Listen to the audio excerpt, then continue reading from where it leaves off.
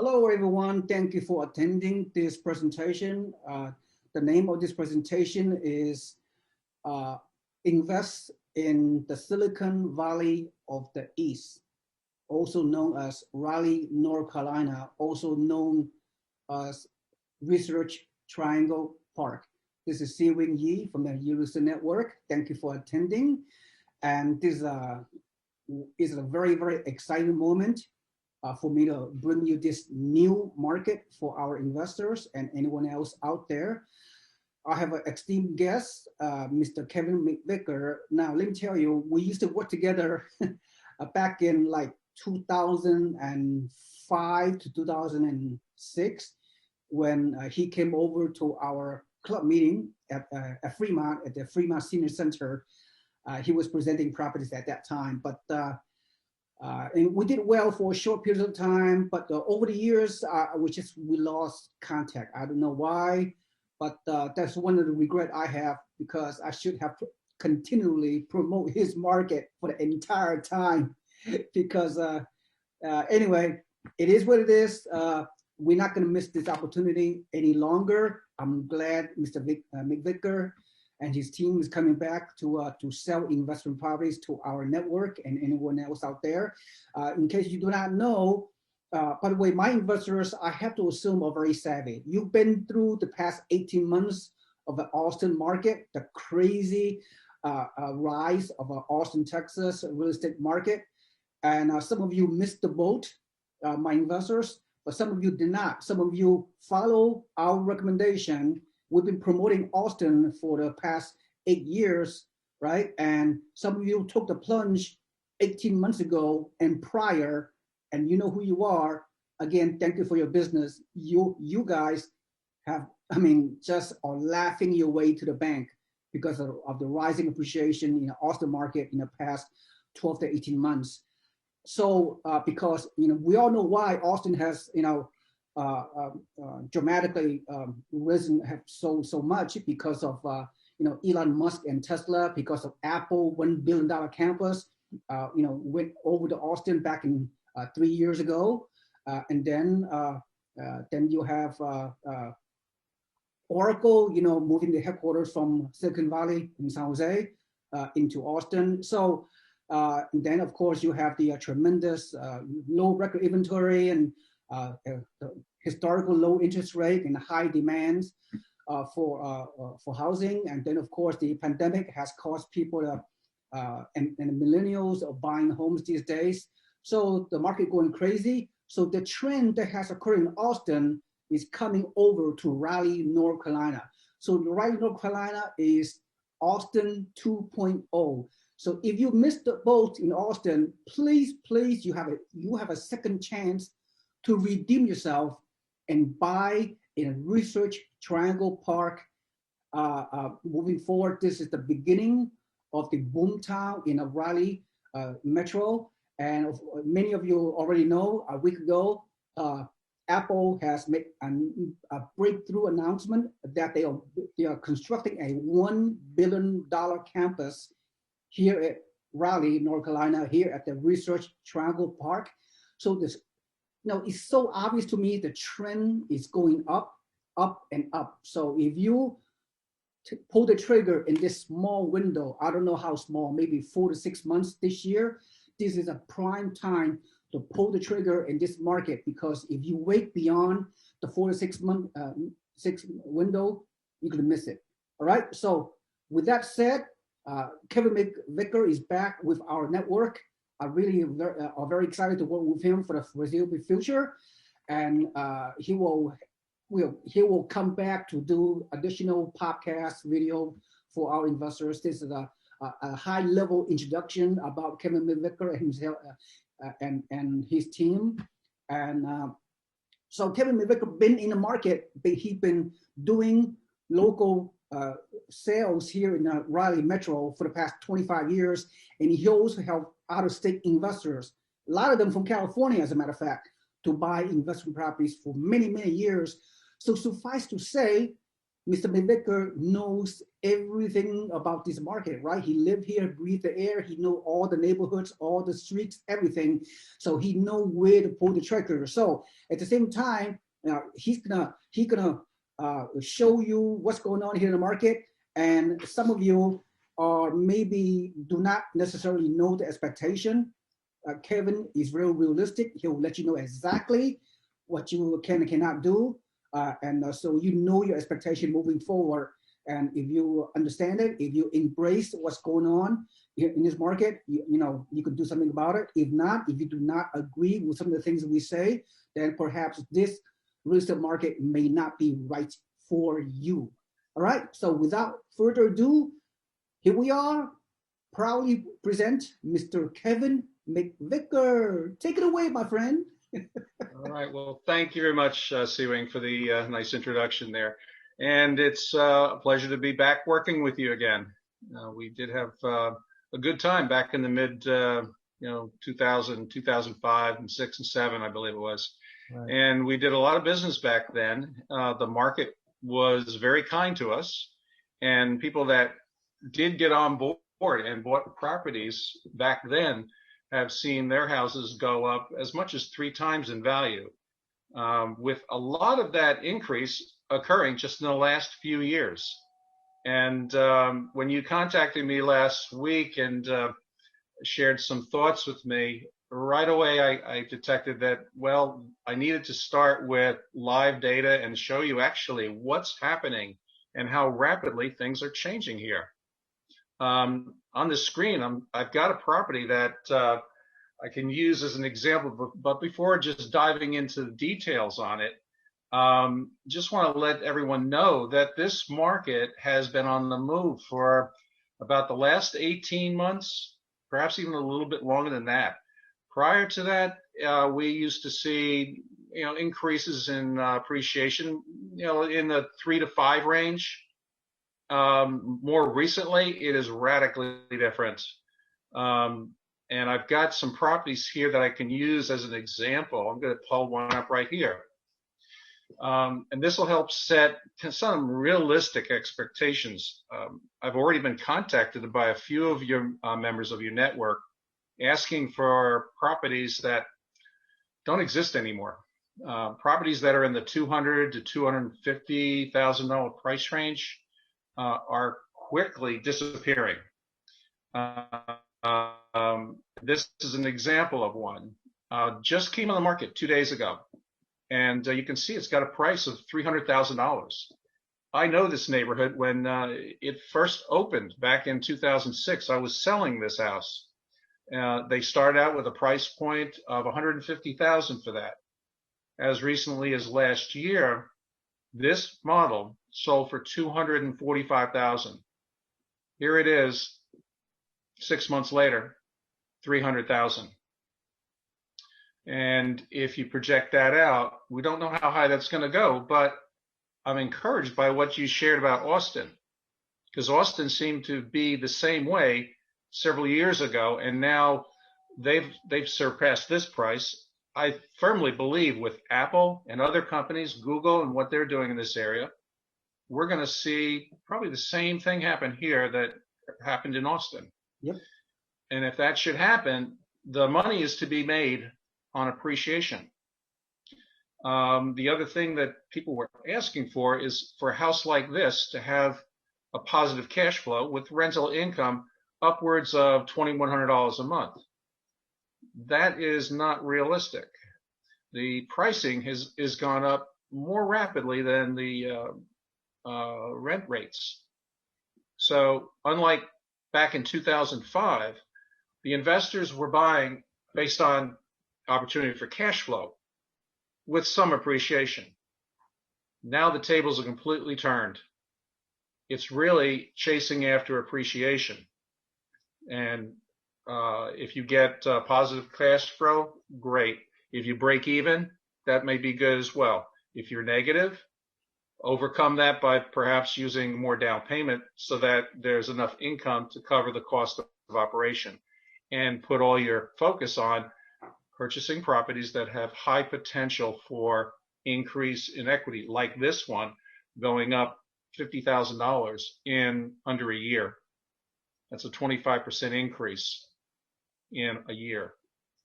And I'm seeing that happening all around the triangle. To give you an idea of the quantity, this report that I have in front of us, there's about 35 or 37 properties available right now in all of Durham County and all of Wake County. And that consists of the cities of Raleigh and Durham, plus all the neighboring cities around those two large cities. And the inventory right now is being constantly replenished, like this one just came on 2 days ago, replacing one that sold probably a week prior to this. Houses don't last on the market very long. This house will probably be gone by the time it hits 5th day on the market. It'll probably be under contract to be replaced by another one from this neighborhood, more than likely. And so we'll constantly see a gradual replenishing of inventory as people come along and acquire these properties. That's quite different too than back in 2005. If you remember that, SeeWing? Yes, I do. When we had those club meetings, and I would come to your sessions and we talk about the inventory available. At any one day, I could pull out maybe 50 properties for your club to look at and select properties that they wanted to buy. Now they come on the market in a matter of a few days. There'll be multiple investors looking at it. The poor local buyers just looking for a house to live, they're fighting to get their hands on this inventory as well.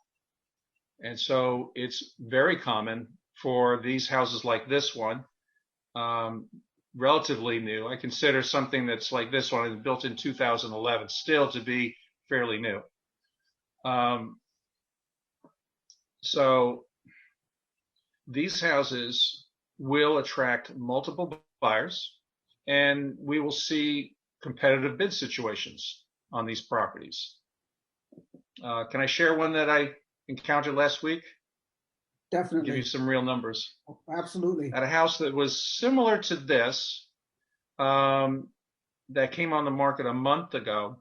The neighborhood is not as in demand as this one, and the pricing on it was for $255. In 1 week, we received multiple offers. 3 of them were from investors. The remaining offers from local buyers. And if I just focus on the investors, we had one investor that came in with an offer less than asking price. One investor came in with a price that was a few thousand over. And the investor who actually acquired the property came in with an offer of 10% over asking price. So they came in with $25,000 over the asking price. That deal actually is going to close. The appraiser looked at it, and even though there was such a gap from 255 up to 280, the appraiser said because of the market trends and the trajectory of prices, he appraised that house at $278,000. Now, needless to say, the seller was delighted to get that much over asking price. But that's what's happening with the investors coming into this market, realizing what you just said about Austin. Some of these investors have been in Austin and they're here too. Yep. So they're looking for these houses, and they know what the future holds if Raleigh takes after the Austin, mimics what happened in Austin. And with that recent announcement of Apple coming here with 3,000 employees making $180,000. That's above the average income of the Raleigh employee right now. So they see, if you will, they see blood in the water, and they're coming here to acquire as much as they can get their hands on. And it's quite a challenge for them and for me to find the properties and get there quickly, get offers in there that can get accepted. So that's my world right now. Not a lot of inventory like I was used to.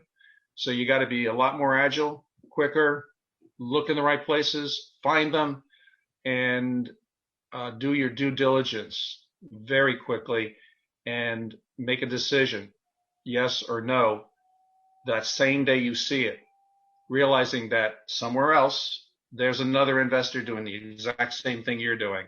And whoever gets there first with the best offer gets the house.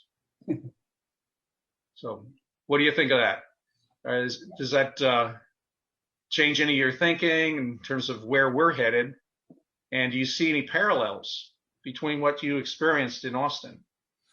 Yeah, I see the very similar trends. I mean, I just, you know, yeah, I see, I have no problem with what you said.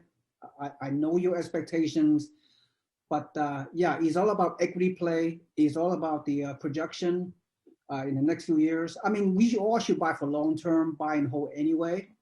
But because of low inventory and the massive demand in this market, and the trend, the similar trend of Austin, I mean, I'm extremely confident that this is a tremendous opportunity, albeit very, very short window of opportunity. Because I'm telling you, in the next 4 to 6 months, or even earlier, whole bunch of people are going to enter this market because the mass media have not caught up to it, but very, very soon they may. So you guys, your first batch of investors, if you will, you got to get in early. Right now, today is that time. Any one day that you miss, any one additional day that you delay, it could make a big difference between you making a lot of money and just wish 5, 10 years from now when you didn't pull the trigger, you can say to yourself, could have, should have, would have. Don't go there. Right? So go ahead. Yeah. Go ahead, Kevin. Okay. Yeah. What's your what I sent you, this report that I sent you rather, is something that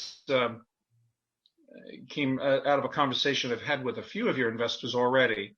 As I said, they sent me some of their profiles, what they're looking for, and a lot of them were focusing on a price range that I want you to see over here on this report. It shows that their understanding of the market wasn't current. The data that they were working off of perhaps was maybe as much as a year old. And this is current information that we have displayed here. And if I just scroll through this pricing for a second here, let's not go to that listing. But starting at the top, there's a price range, and you see the pattern. They're clustered around the mid 300s with an occasional property that's still in the twos. There's the 300s, and there's a 290, but then jumps to 375. And the first 37 in this report are all single family homes. I also included for people to look at and consider the townhomes. Those will be a little less expensive. And so if someone can only look in the 200s, go down to this bottom of this report, and you're going to see the townhomes. Now, notice that I'm down here in the townhomes right now. There's townhomes that are being built, priced almost up to $400,000, as you can see right there, $389,000. Up above, there's one for $210,000. So someone who wants to get a piece of this action and is looking at something in the $200,000, this might be a good fit for them if they understand it's a different product, has different characteristics, different rate of appreciation. And of course, with townhomes, you have some costs that you don't have in single family. The HOA, everyone knows about that. But the other one that people don't like is when that occasional special assessment comes along. And that's additional cost that they need to be able to handle if they choose to go into the townhome market. The rent rates on townhomes are not equal to the rates for single family. And what I do for the investors, if they have an interest in a property, I do all the due diligence for them. I research the property, the location, the condition of the property, and then run the numbers for them so they understand what their rent rates would be. And unlike with pricing, where you'd have appraisers that come in and will appraise a property and give you a value, with rent rates, I've learned over the years that that's kind of a moving target. You can follow a pattern that someone else set for renting a similar townhome or single family in the neighborhood, but that doesn't mean that that's the only value that could stick on that house.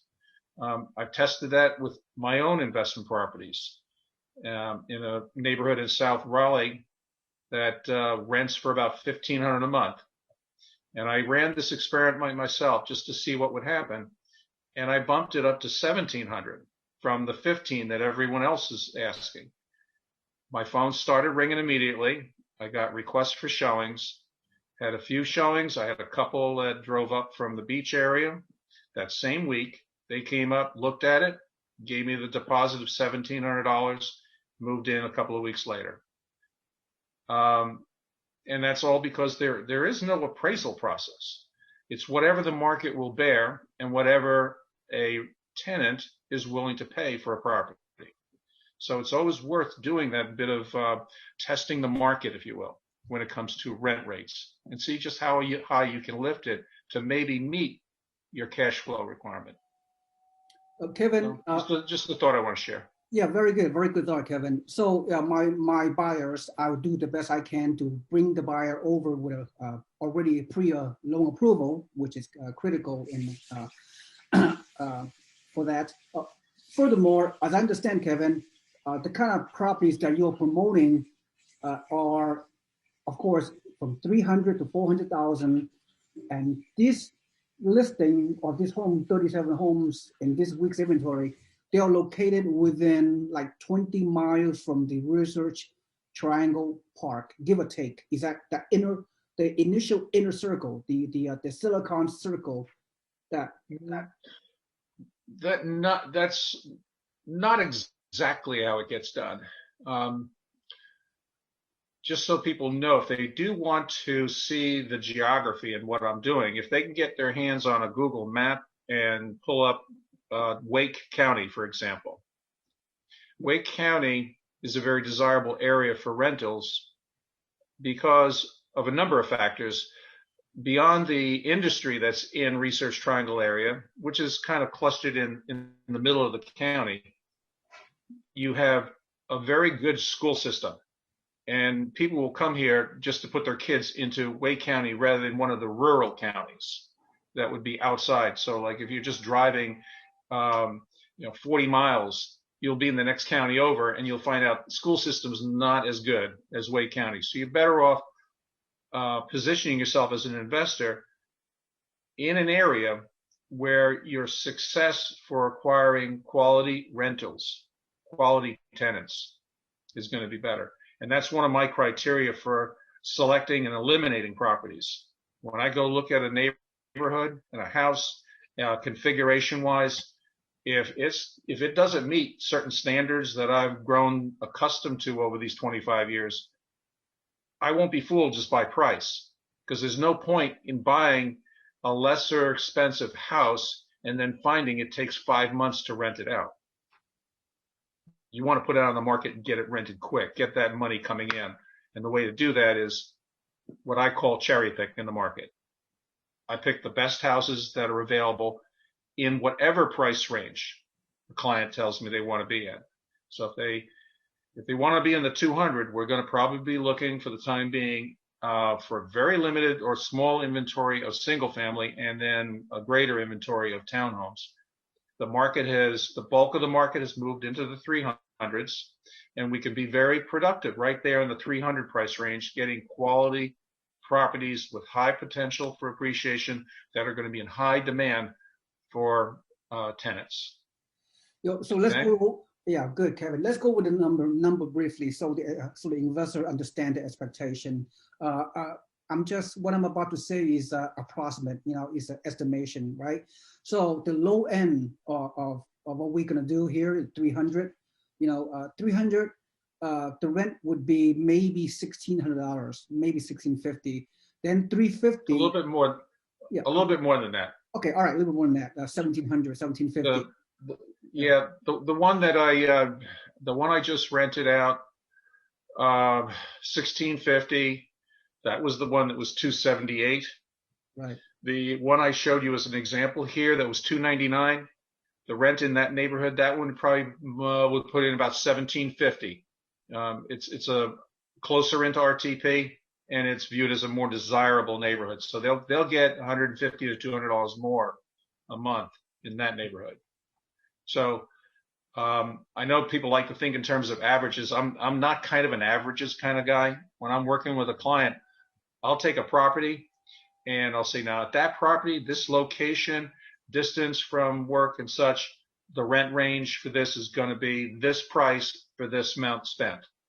And so that's how I can bring the value to the table and do that level of the due diligence, so that when they get an interest in a property based on its price and where it's located, I can give them the numbers that say, here's what you're going to be able to generate in rent and how quickly you'll be able to get it rented.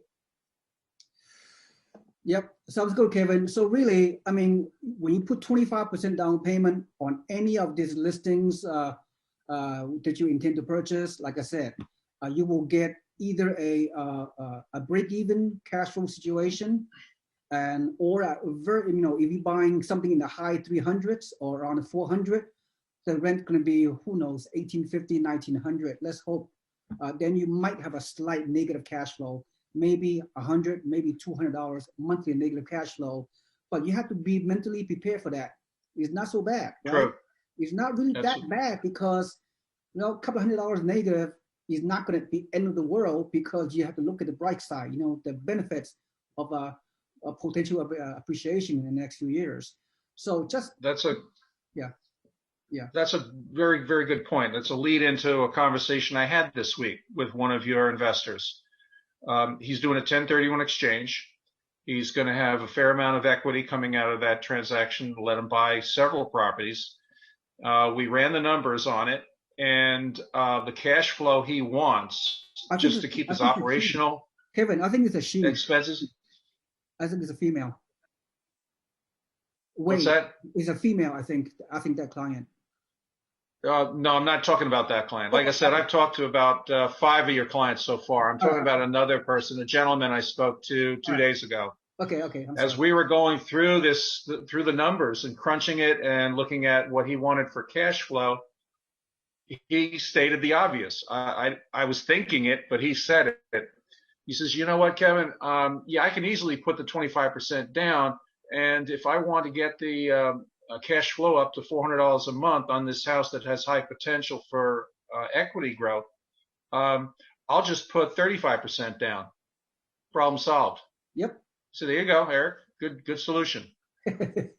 So yeah. That's what we need to do, is just get creative with the numbers to make the outcome fit your goals. Like, if in his case, it was really important that he had a cash flow set up that could take care of any of the expenses that might come along with the property. And to do it, he just uses a little bit more of his equity out of the 1031 exchange to accomplish it. Yep. And the other thing we talked about too is we did get into this conversation about looking at both sides, the cash flow and the equity, and which really in today's world is the better wealth generator. And he's looking at this $400 a month that's come in as cash flow. Okay, so every year he's going to make $4,800. Calculate that out for 5 years. Okay, so he's going to make what, about $25,000 right, taxable income. And in the same 5 years, based on what we're seeing here with the house prices, his house is probably going to go closely up to, if not 75%, but let's say about a 75% increase in equity. And now you're going to sell it, pay a capital gains at the end on $75,000 versus $25,000 worth of income, where he's paying a 40% tax rate on. Where are you really going to make your money? You're going to make your money on the equity side. Exactly. So that should get most of our focus, and then just deal with this little issue over here saying negative cash flow. Well, how can I make that go away? I'll just put more equity into the deal and raise my cash flow. Right. Makes sense, Kevin. So you have a one-stop shop. You know, any investors coming to work with Kevin McVicker, you know, he has a turnkey approach, the one umbrella approach. He has an insurance company. He can recommend to you. He has property managers. Yep, everything. So yeah, and then I think that's pretty much it. This is the first of hopefully many, maybe a semi-monthly video podcast update. This is the first video for me to reintroduce Mr. Kevin McVicker to our network. And welcome on board. We're looking really forward to working with you. I am totally excited. This is a great opportunity for investors to make some serious money, right?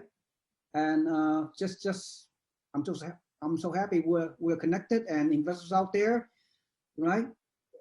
You have to believe, you know, this is a great opportunity. The reward is much greater than any small amount of risk that you think you might have. So that's, you know, that's how it goes. So to recap, you have any kind of final recap, final summary about before we end this presentation, Kevin?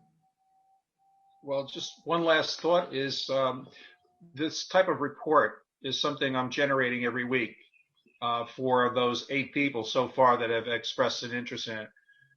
Anyone else that has this desire to see this kind of information on, you know, whatever basis you want, weekly or twice a month, whatever it is, just get my email ID from SeeWing and send me an email requesting the inventory reports, and I'll put you on the distribution list.